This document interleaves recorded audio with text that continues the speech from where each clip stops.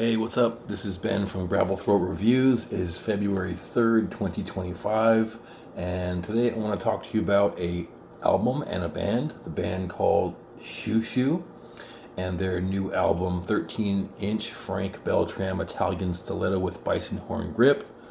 Fantastic name of that album. But yeah, so Shoo Shoo is an experimental noise, art pop, indie electronic project that was originally based out of the Bay Area of California, more specifically San Jose, the South Bay, which also happens to be the city that I grew up in and that I spent the majority of my years in. This is a little bit point of pride for me since now I've become a massive fan of Shoo Shoo. But the band's founder and lifeblood is Jamie Stewart, who is a fascinating artist in many ways. Jamie is a singer, songwriter, multi-instrumentalist, producer, composer, and one of the poets that I look up to the most.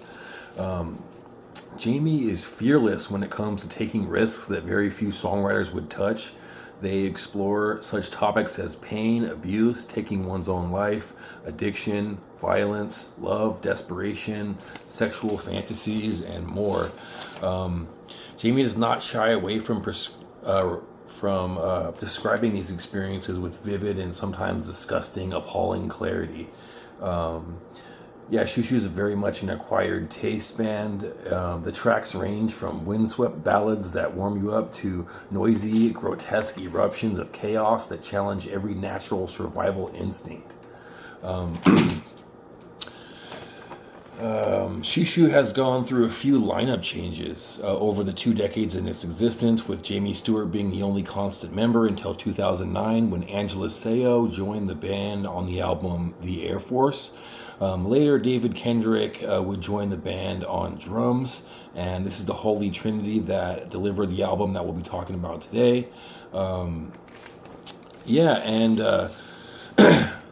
So the album is 13-inch Frank Beltram Italian Stiletto with Bison horn grip, which is the name of Jamie's prized possession in his collection of switchblades. So that's pretty cool. And Shoo Shoo has a pretty massive discography, including 16 studio albums, 4 EPs, 4 compilation albums, and 11 singles, all of which are their own unique experiences and feature a revolving set of instruments, including mandolin, gong, synth, indigenous instruments, string, drum machines, etc. Let's get right into this album review. Before we start, I want to say that make sure you stick around toward the end because we have some exclusive commentary by Jamie, who was kind enough to answer some of my questions so we can bring you guys a little bit more insight on this video. So make sure you stick around for that at the very end. But here we go. Okay, so the first song on the album is called Arp Omni.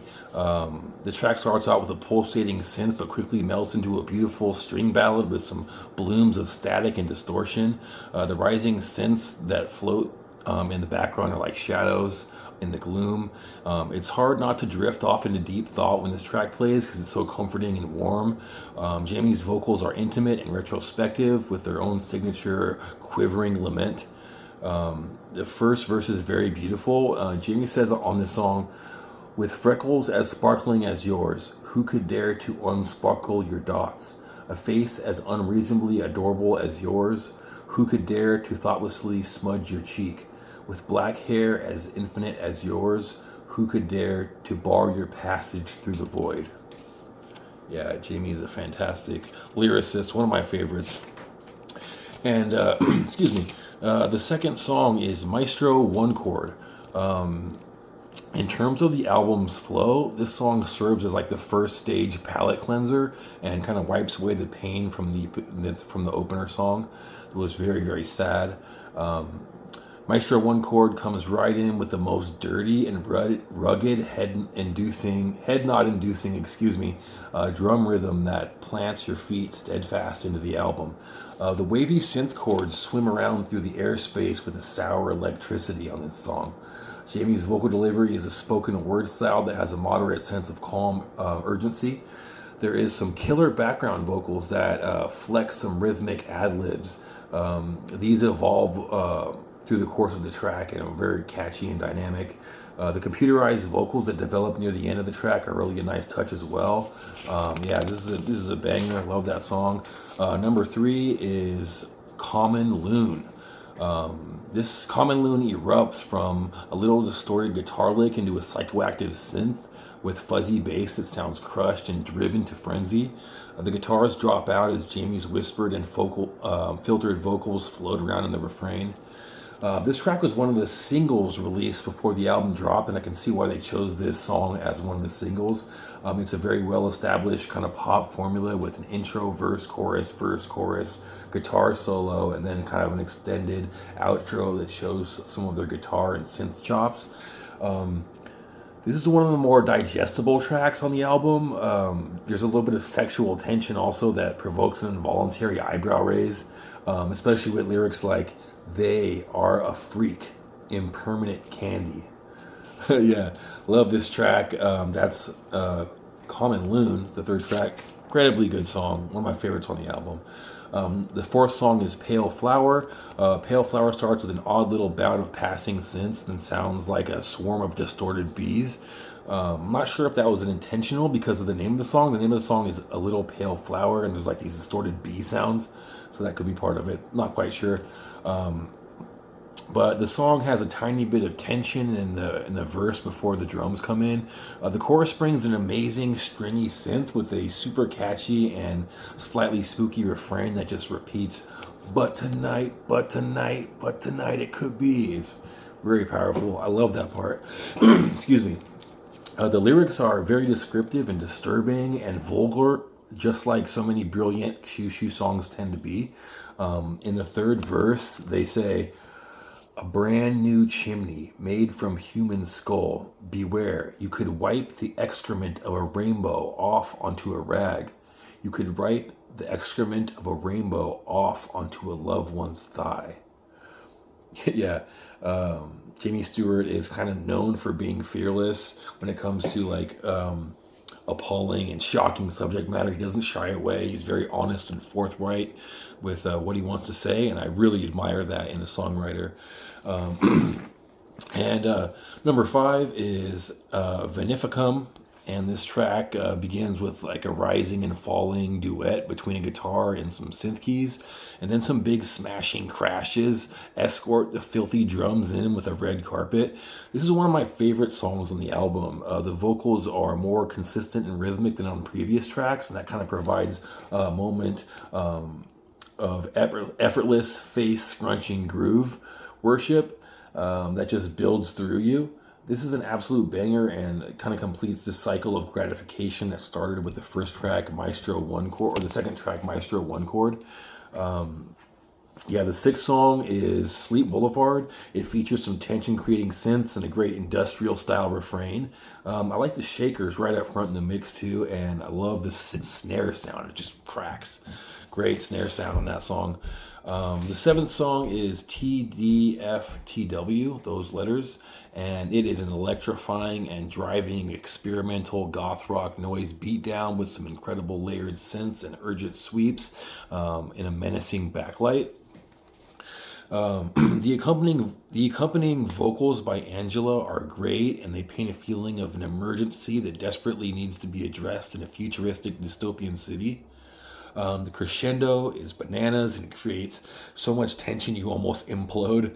The lyrics are so goddamn good too. They go like this. They go, "In everyone's life, there is only one person who can be called out at the moment of death. And for me, that name is yours.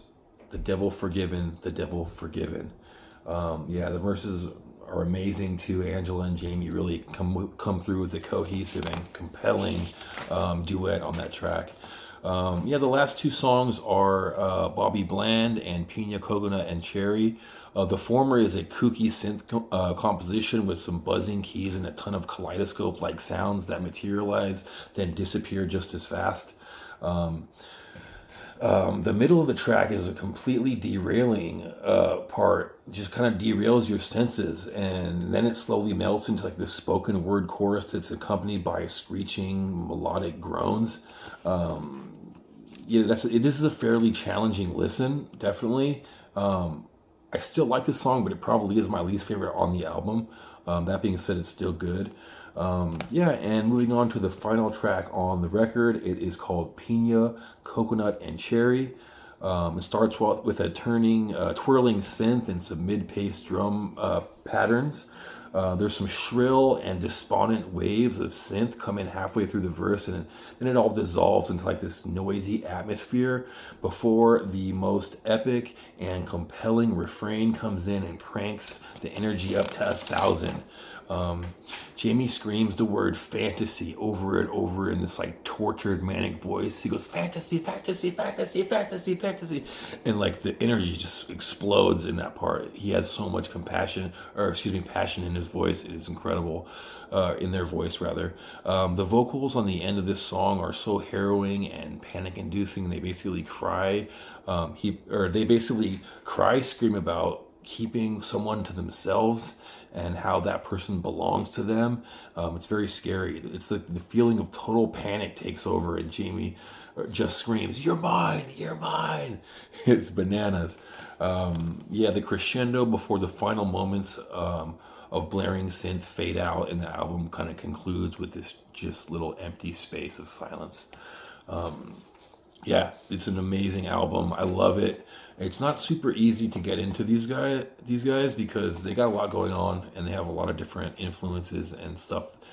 But super big fan of them. I am. I love this album so much that I reached out to Jamie, and they were kind enough to answer a few questions for this video, which I'm incredibly grateful for. Thank you so much, Jamie. All right, so the first question I asked Jamie was, where and when was the band started, and what is the origin of the name Shushu? Jamie said Shushu was started in San Jose, California at an establishment called the Fort Fun, back in 2002.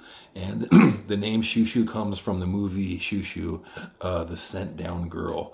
I don't have enough time to talk about that movie, what it's about, but I would definitely check it out if I was you. It's really, really interesting and very sad as well. The second question I asked Jamie was, what are some bands that you love or are inspired by? And Jamie says, Kraftwerk, Elaine Radigue, Prince, Joy Division, Otis Redding, Morton Feldman, and New Bottom. Cool. That's a pretty cool lineup of bands. I'm gonna have to check out that last one. Not familiar with New Bottom. But the third question I asked Jamie was, having such a bold and unique and unorthodox style and sound, were you ever worried that no one would like the music? And Jamie simply responded, every day. I can definitely relate to that. The fourth question was, what was your favorite song on the new album, and were there any hardships or special moments in the writing or recording process that stand out? And Jamie responds, I can never pick a favorite. I don't want to make the other songs sad, which I totally understand that. That's funny. They also said it was a surprisingly easy record to make, and it materialized as if in a dream. Very cool, very cool. The last question I had for Jamie was, is there any advice that you can give to your fans that may be struggling in 2025? And Jamie simply says, life is dumb, but you know this, Garfield. So, pretty cool, pretty interesting. You got to be kind of around my age to understand that reference. But yeah. Guys, in conclusion, I love this album very much. It's a very cool album. I give it a 9 out of 10. It is a banger. It's great all the way through. Every song is interesting. And I wanted to say thank you so much to Jamie Stewart, Angela Seau, and David Kendrick for an amazing album. Shushu will be performing here in Seattle at the Moore Theater May 17th and 18th. I'll see you there. So yeah, check out Shushu on all the platforms and buy the merch, support their efforts, and massive thanks to Jamie for your time and your words today. But yep, that's it. Thank you so much, guys, for checking this out. Thank you for staying with me to the end. This is Ben from Gravel Throat Reviews. I'll see you on the next one. Peace.